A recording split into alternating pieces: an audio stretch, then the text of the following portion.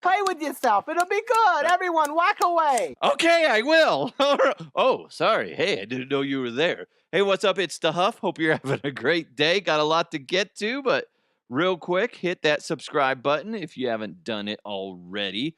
Also, remember today's show is presented to you by High Society Cannabis Dispo and Lounge, as well as Bet Online. In fact, Bet Online is your number one source for all your sports betting needs this season, whether it's baseball, golf, soccer, right up to the top fights in UFC, MMA, and boxing. Every stat, every matchup, and even live odds on spreads while the game is being played. And when the games are over, head on over to their online casino and get in on the game of blackjack, poker, or even unwind with one of their over 150 slot games. Head to betonline.ag today to get in on the action. Use promo code BLEAV, BLEAV, for your 50% welcome bonus on your first deposit. Bet Online, the game starts here. Got a lot to get to today. Got a big day planned after this show. I don't know if I'll have enough time, but I do plan on going to Walmart after this to get some cat food. You're like, wow, didn't know that I cared, but actually I don't. I don't care. It's annoying, dude. I have a diabetic cat, and then the food that the freaking vet recommends is literally between just over $70. But then I was doing some research yesterday, and I was like, there's this other stuff that is like, say, $20, same ingredients basically, recommended for diabetic cats, and I'm like, why wouldn't I do that?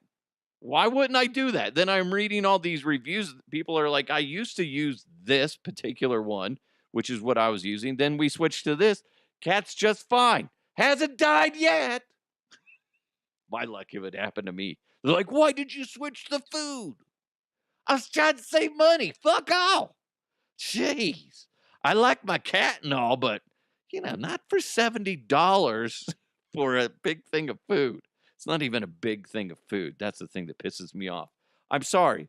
I'm going off on a tangent before we get into headlines. And it's one of those things. I love my cat. I love my dog. But there's it bugs the shit out of me if, spending money on insulin, which is ridiculous. If you're diabetic and you listen to this, you understand what I'm talking about. Imagine now it's for a cat and you're like, fuck. And then the food is $70 for I think it's a 10-pound bag. It's ridiculous. Ridiculous. And to add into the equation, I'm cheap. Just a bad combo. Poor cat. Just kidding. If he dies, it's on you, not me. I don't know why I said that, but anyway. Hey, you know what we should do to get away from this awkward conversation about my cat and my cheapness and his diabetes? Let's jump into some headlines. Let's go! Let's go! And now, here are the headlines. Somebody's going to write a nasty letter. To Huff, you're mean to your kitty. I saw this morning as I was looking for some stories. You know Steve-O, the guy from Jackass and stuff like that, has that really unique voice like, hey guys, how's it going? I'm Steve-O and I'm going to get kicked in the nuts. He kind of sounds like either Beavis or Butthead or a combination of both, right? Anyway, everything I've read in people that have met him, he's a good dude. He had a very crazy stage in his life where he was constantly just high on whatever, and he would just take drugs no matter what. Anyway, he's mellowed out, but still he does some weird shit. There's apparently pictures, I don't know if there's video, but he allegedly got a face tattoo. He's never had one before, but he allegedly got inked by Post Malone, who has ink everywhere, especially on his face. And apparently it's a penis. Is that really what you would want to go with for your first face tattoo? Was a dick on your face? I know a dude who fancies the wiener, and he has a tattoo on his tooth. Like you can get it. You can get like if you're getting a tooth replaced or whatever, you can get something inscribed on it. And he decided, I like dick. Let's get a dick on my tooth. Just thinking, it's it's one of the funniest things I've ever heard. I haven't looked at it. Next time I see him, he'd be like, "Hey, come here! I want to see that dick in your mouth. Come here!" Ah. He's gonna be like, "Wait, what? Huh? No." Um, I I'm sorry. Sticking on the dick on your tooth tattoo thing. That has to be funny every time you go to the dentist, or if you have to switch dentists. Could you imagine if you forget to tell them, "Oh, by the way, there's a penis tattoo on my one of my teeth." But if you forget, he's going to be like, "Oh, just cleaning your teeth." It wouldn't be the dentist; it would be the um, uh, hygienist that does all the work, and they're going to be like, "What the I don't know if you know this, sir, but there's some graffiti on your teeth, and it's a wiener. I've seen my fair share. I know what I'm talking about." Anyway, going back to Post Malone allegedly tattooing Steve-O and giving him a penis tattoo on the face. A lot of people are saying it's fake based on the pictures that they've seen. I guess the machine needle wasn't moving, the machine wasn't wrapped or what. I don't know anything about what gives that legitimacy when it comes to a tattoo machine. I listen, Steve-O, you seem like a good dude. You've done some wacky shit. Hopefully, hopefully that's not your first tattoo. Listen, you can get a dick tattoo anywhere else. Just don't get it on your face. Because now you're restricting your ability to make more money. It's going to be harder for you to go on regular television because they're going to struggle to cover that up, right? So somebody like that who's somewhat in demand to be on, maybe a late night talk show, well, now they can't. They're like, well, we're going to have to cover it up, which could be funny the first few times, but after a while, it's just like, nah, we can't. Let's not get him on. He has that, dick on his face. So let's just go with somebody else. Do that. And a lot of those guys get paid to go to make appearances. So it's funny, yes. Is it a good idea? No. That being said, I don't really have a problem with people that get face tattoos. I have a problem when people with face tattoos complain about not getting jobs, though, because as much as it shouldn't matter for you to get a job based on your appearance, the reality is it matters. Your appearance matters. So depending on the gig, right? If you're in any form of customer service, whether you're a technician or you're just working a register, if you have inappropriate tattoos or just a bunch of facial tattoos or neck tattoos, so that rubs some people the wrong way. And ultimately, that could affect business. So, as much as I agree that, it shouldn't matter, the reality is it does matter, especially if you have a giant schlong on your forehead or wherever on your cheek and it's like pointing towards your mouth. You know what? We here at McDonald's are going to have to go ahead and decline your application. What? Oh, really? Really? Yeah, you know what? We just don't want you to be around children. What's on his face, Mommy? That's funny. That is so funny, right? Listen, I'm not trying to be a dick about it, guys. That's just truth. Truth hurts. You can't. It's going to be difficult. Doesn't mean that it's impossible to get a good job. But I see articles all the time, people bitching and complaining on social media. Oh, I can't get a job because of all my face tattoos. I got my eyeballs tattooed, which is dumb. I don't understand why people do that. It's freaking ridiculous. Um, but hey, whatever, do your thing.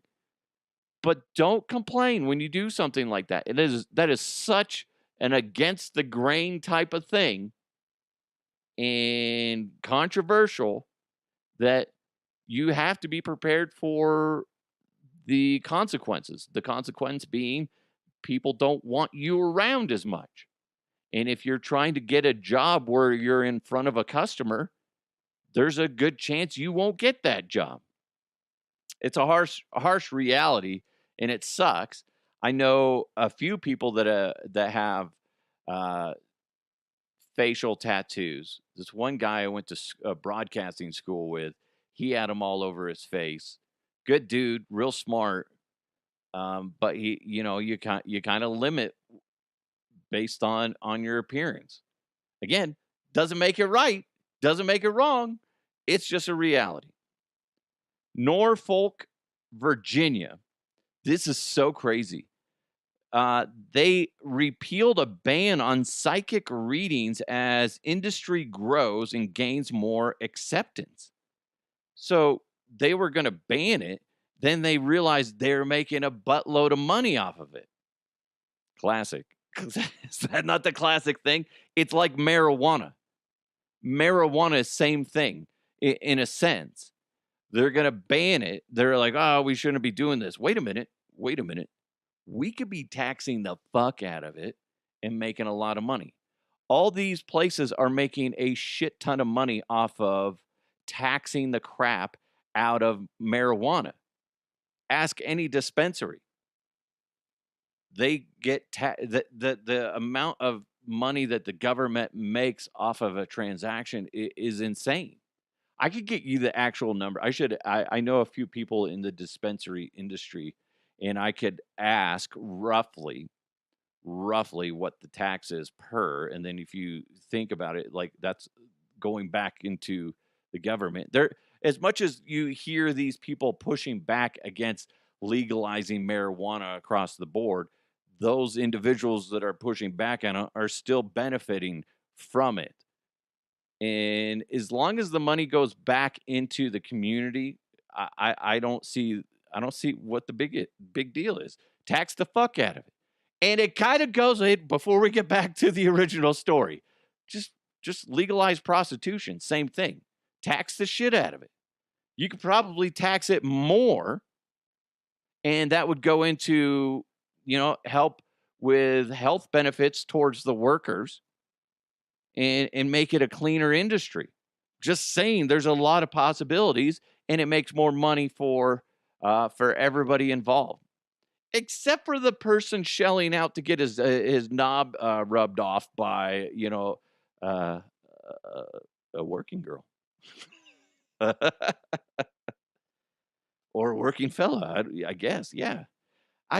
Which, by the way, I still haven't found out. Is there's male prostitutes, right? That's a thing, right? Ask your dad. He knows, I'm sure. Back to the original story. Yeah, I said what I said. Norfolk, Virginia, like I said, repeals a ban on psychic readings as industry grows and gains more acceptance. Here's what's wild about the psychic reading industry. The psychic services industry is growing in the United States, and it's generating an estimated $2.3 billion in revenue. That's what it did last year, and employed 97,000 people. That's according to the 2023 report from market research firm IBIS World. That's wild. We were just talking about that last episode where people are saying that that they have psychics and stuff like that. I listen, $2.3 billion in revenue last year in the United States for psychic industries. And it's still not a completely verified ability, although the United States government did dabble in it. I think that wasn't that the Oh God, I can't think of it right now. They openly admitted that they tried that with uh what is something ultra. Something I keep wanting to say Michelob Ultra, but that's not it. That's a beer. But anyway, MK Ultra, I believe, is the one that where they were dabbling with psychics and also LSD. And I could be wrong on the MK Ultra part, but either way, that they did try to do that, and some say they still do it. The problem is that it's like so many other things. There could be actual psychics out there. You could have psychic abilities yourself. But the problem is you got so many people that are trying to manipulate others by pretending to be psychic and have abilities that it ruins it for anybody that might actually have it. I'm not saying it's real. I'm not saying it's fake. I haven't really ran into anybody that's blown my socks off when it comes to, hey, I can give you a reading. I've never actually had a reading, to be honest. Um, I've had moments where I've had gut feelings about people. I've had that a lot, and I've turned out to be right. Can't explain why I was right.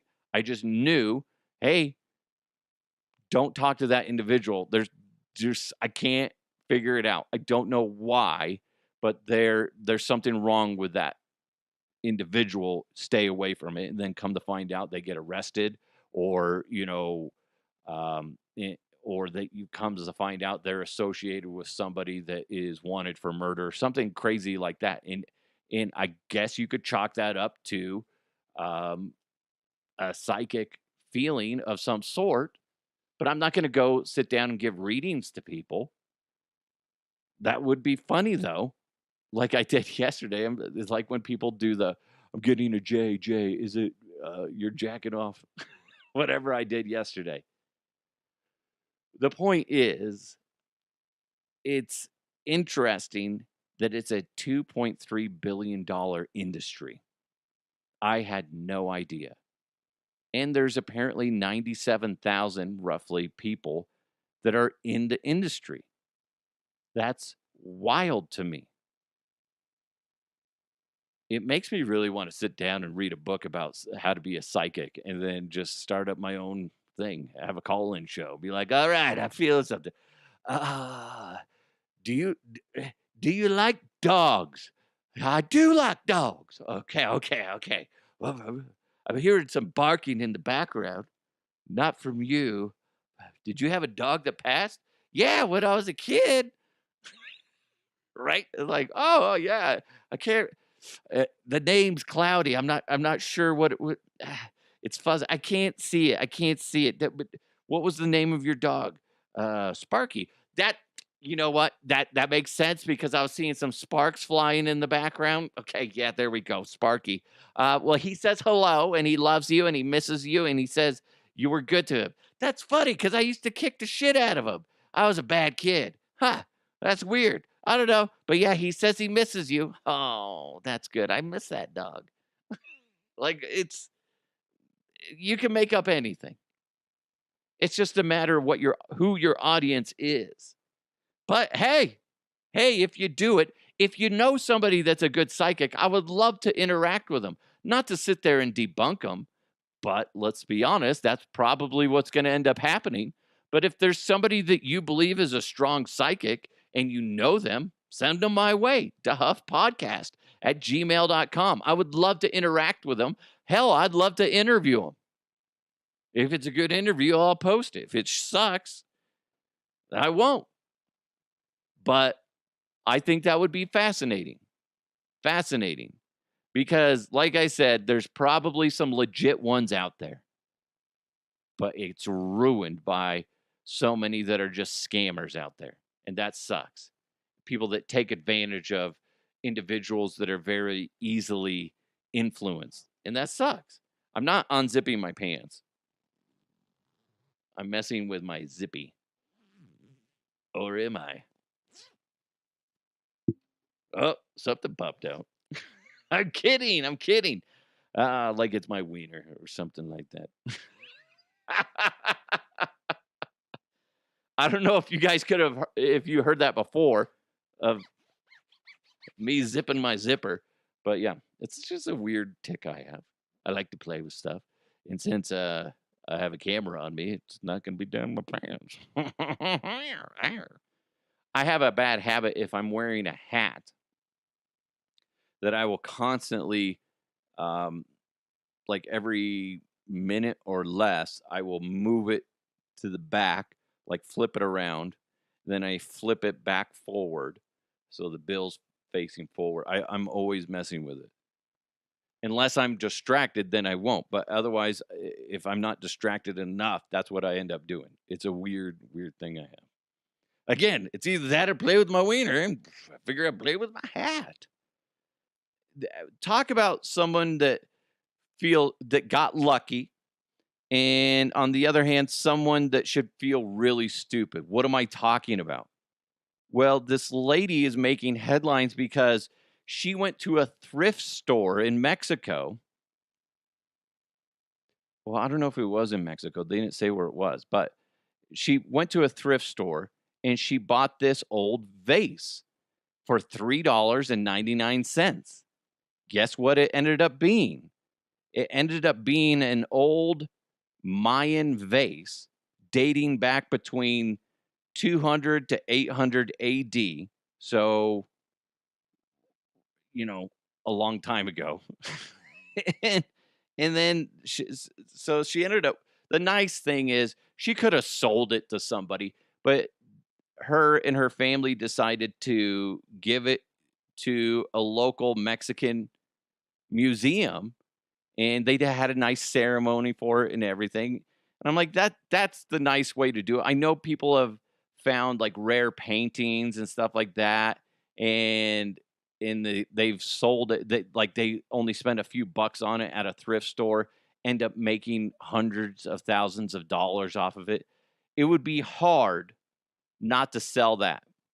But that being said, since it's such a historical piece, it would be, I guess ultimately, I would have probably returned it to a museum as well, or gave it to a museum as well. So it's not sitting on some rich dickhead's shelf. It's at least being viewed by people and allowing people to understand a historical thing and respect history. So I guess ultimately I'd probably do it if I found a vase like that. It depends. If it was a painting, I'd probably sell it. Like, oh, you found this old Van Gogh or whoever else is famous for painting, right? And then I would probably sell it to an art museum and make a butt ton of money, or a rich person. But like for whatever reason, like I really want to see the Mayan ruins or Aztec temples and stuff like that. I think that would be a neat experience. One of these days, I would love to go out there with my wife. I guess maybe the kids. It would be educational for them. I think that would be neat. It would be neat. But how stupid would you feel if you're that person that had that Mayan vase and then you just like donated it to a thrift store, and then somebody else finds it and there's like, dude, this is like legit. How dumb would you feel? I mean, now that being said, they didn't make any money off of it, but the fact that they had that sitting somewhere in their house and they're like, well, I just get rid of it. It's a piece of shit. We don't use it. I used to, put my weed in there, but that's about it. So funny. So that would be my luck. Thinking back on some random thing that I probably had in my life and just like, I can't believe you got rid of that. That's worth $1 billion. Oh, fuck. Oh, fuck. Oh, hey, you know what we need to do is talk about High Society Cannabis Dispo and Lounge.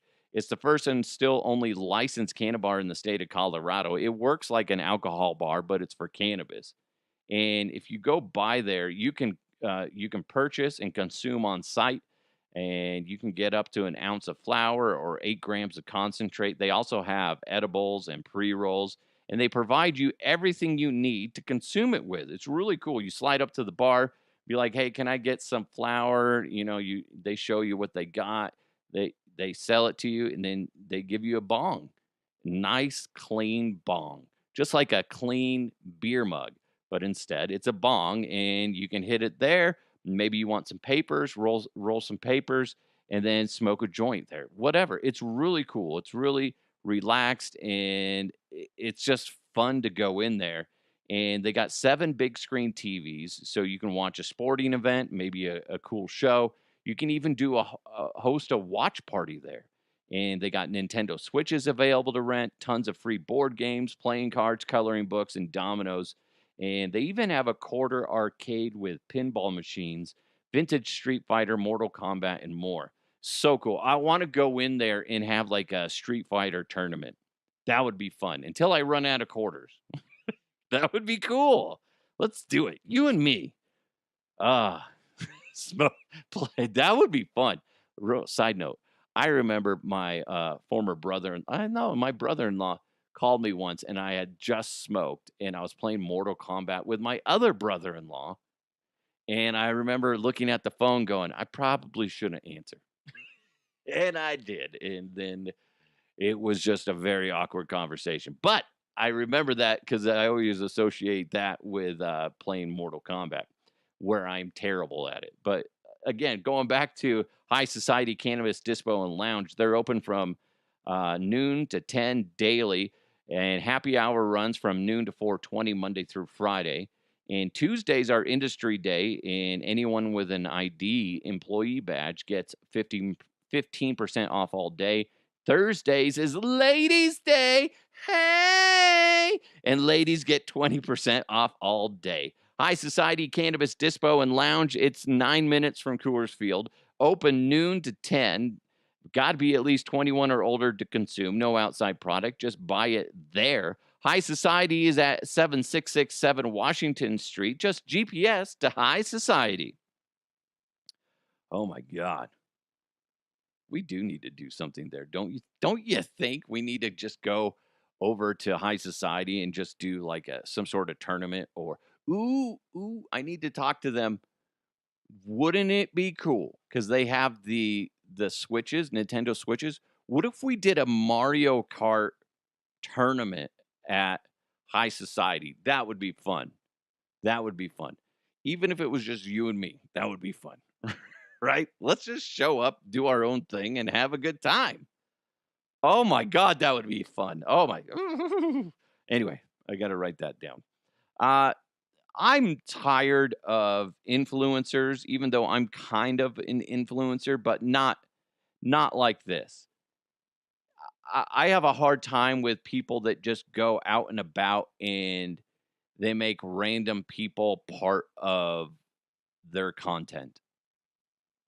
And a good example is, this is the headline: rude influencer hogs airplane bathroom to show off skincare for TikTok followers.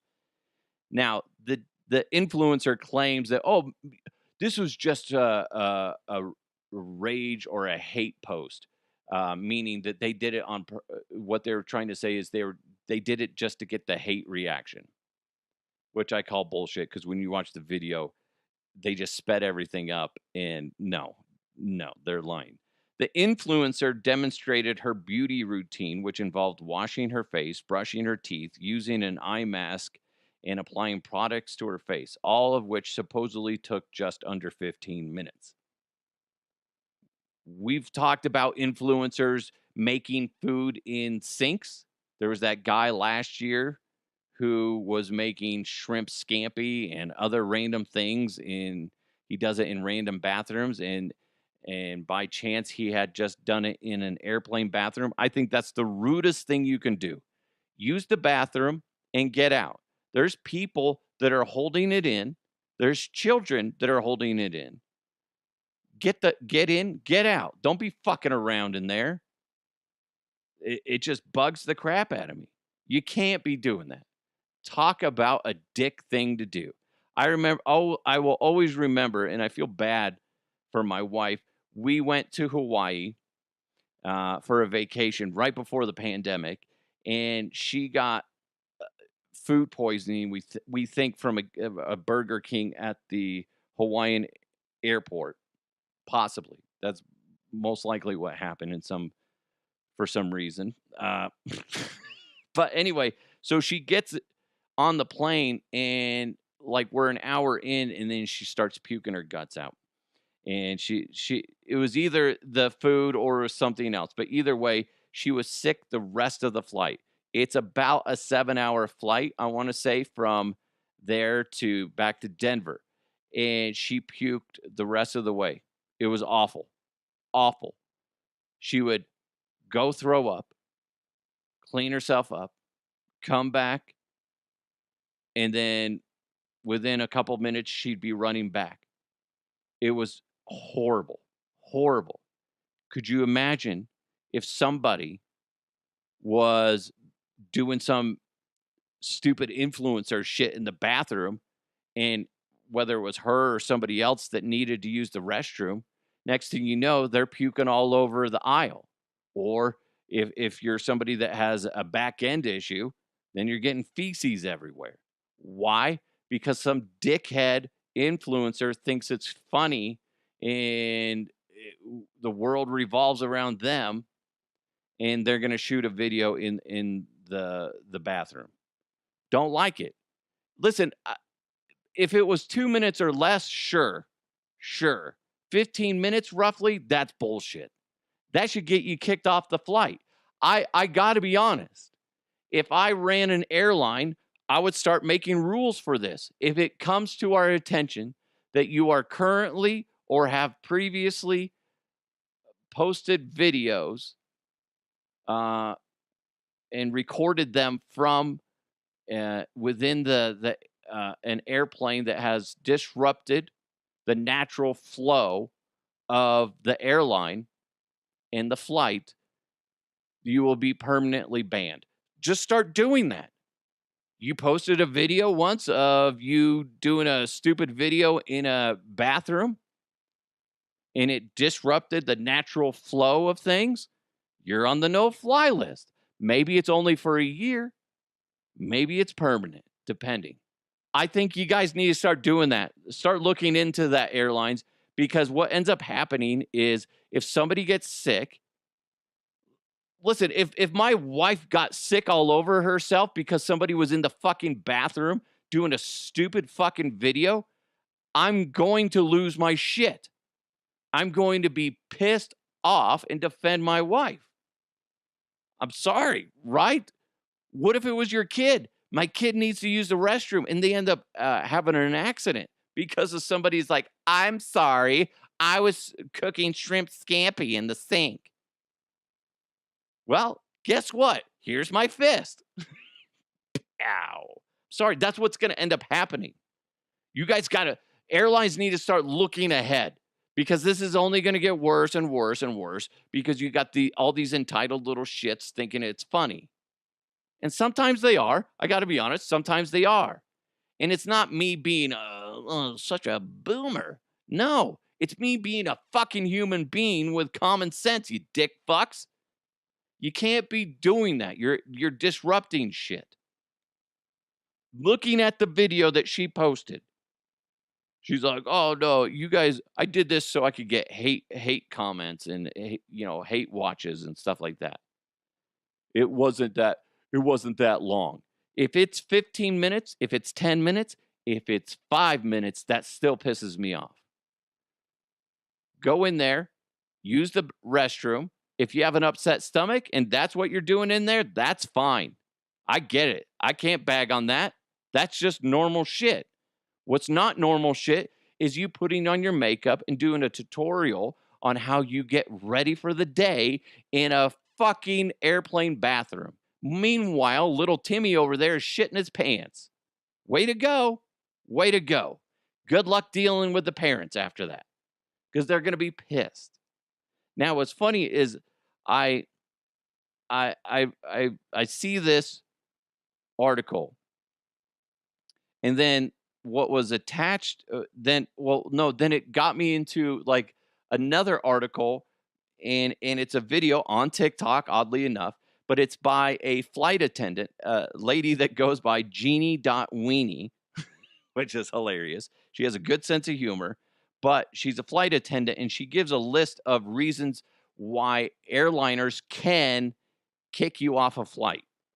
Reasons airlines can deny you boarding. While boarding, if flight attendants sense that you might be a little sick and about to puke, they can deny you boarding. I know some of you like to before a flight, but just remember, if you look way too drunk, we can deny you boarding. I don't know why you would do this, but people do. If you come barefoot, we can deny you boarding. For our larger passengers, if you cannot safely put on your seatbelt with a seatbelt extender, the flight attendants can deny you boarding. If you look really pregnant, like really, and you don't have a doctor's note to prove how many weeks you are or if you can fly, they may deny you boarding. Before a flight, it might be wise for you to get a family or friend to sniff you, because if you have bad body odor, we can deny you boarding. Speaking of bad smells, if you're bringing in something as well that stinks, well, we can also deny you boarding for that as well. Some airlines kind of like have a dress code, but no dress code. Clearly, if you're naked, you're not getting on. But some airlines will actually deny you boarding if you're wearing a little bit something too sexy. Also, I kind of like this one, but lastly, do you just have a bad attitude problem? So if you're kind of an a-hole, we can deny you boarding. So be kind, everyone. Bye! It's very fascinating. And I know she says these are all potential ways that they can kick you off a flight. Easier said than done, especially nowadays. Imagine if you're an airline and you kick somebody off for being obese. They say that, you know, if you're that big and you can't get in to a seat, even with a seat extender, that they have to kick you off. And it makes sense if they kicked you off, because if they hit turbulence and you're not able to wear a seatbelt, it's not safe for you, right? But that would be a nightmare, because the press, everybody would, social media, everybody would run with it and call you out for discrimination, even though they couldn't fit in there. So it's got to be a fine line, and they probably do everything they can to make that work. Get the rope.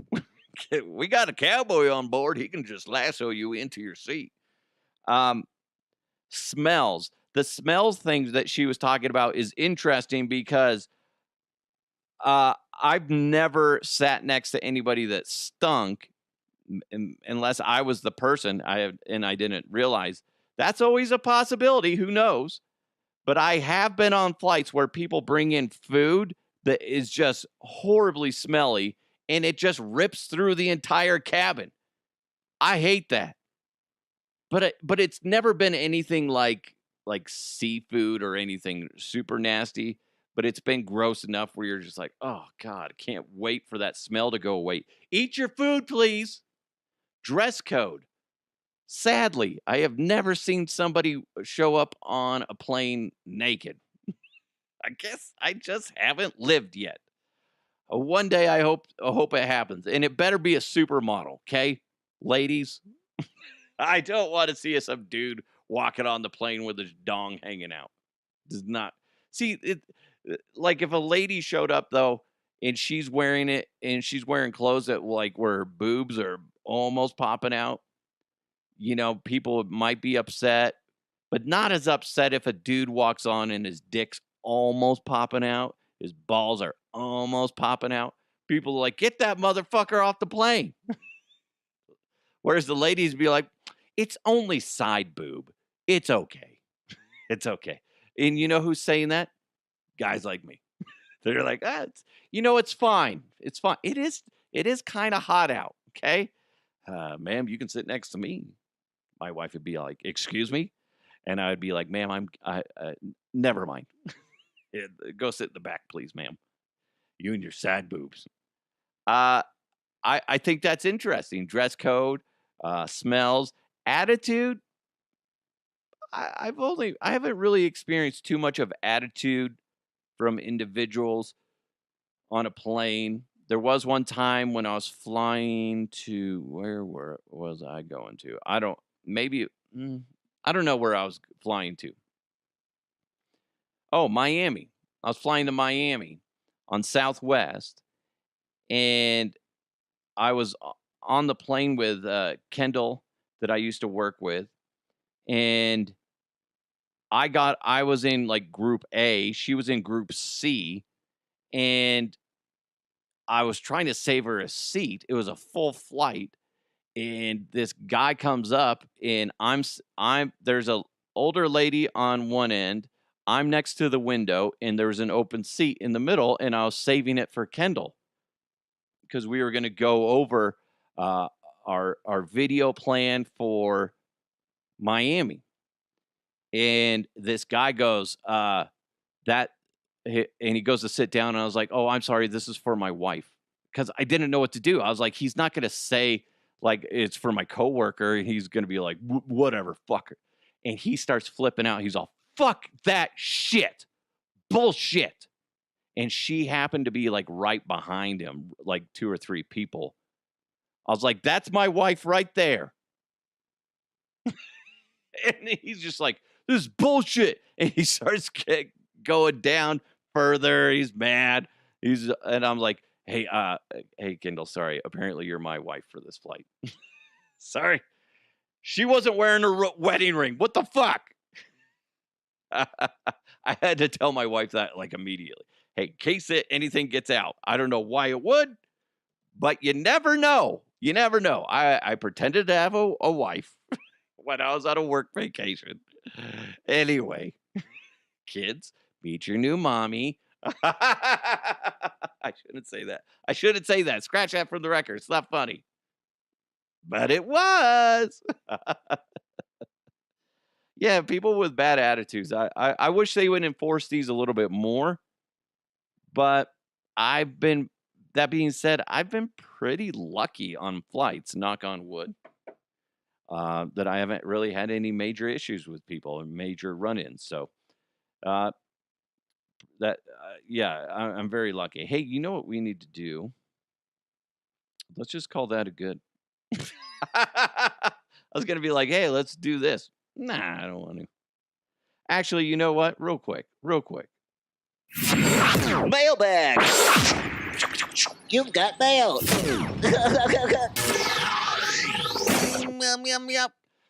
This comes in from John. The Boston Celtics just won the NBA championship over the Dallas Mavericks. Congratulations to them. John said, the Nuggets would have beaten the Celtics. I think you're right. But that being said, hey, it didn't happen. It didn't happen. And as much as I would love for us to say, hey, congratulations to the Denver Nuggets being back-to-back champions, it didn't happen.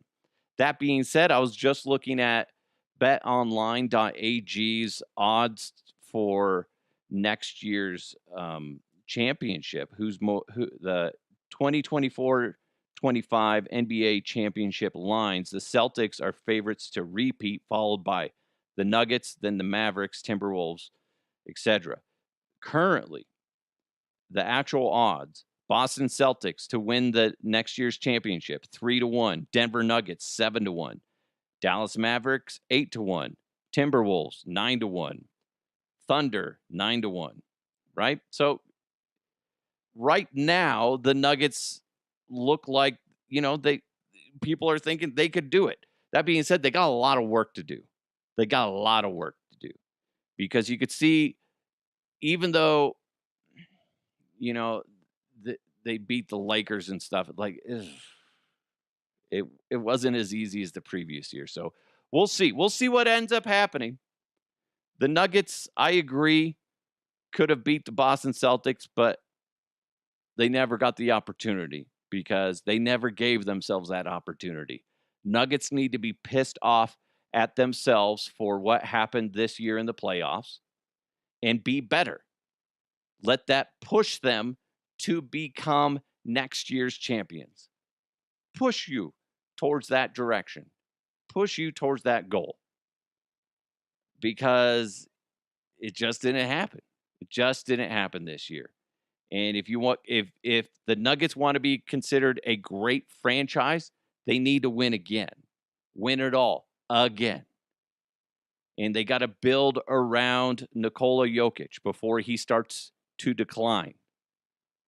And in all honesty, when it comes to athletes, that could be right around the corner. You just don't know. So you need to capitalize on it now. Do what you got to do now. Spend the money now. Don't fucking wait. Do it. Get Luka. I don't fucking care. That'd be great. Could you imagine those two playing, their best buds, fucking around on the court? That'd be great. Great. Hey, speaking of great, thank you. You guys are great. Thank you so much for supporting the show. Really appreciate it. Big thanks to High Society Cannabis Dispo and Lounge, as well as Bet Online. Go to betonline.ag. It's the Huff Uncensored. Let's continue to move forward. I'll talk to you next time.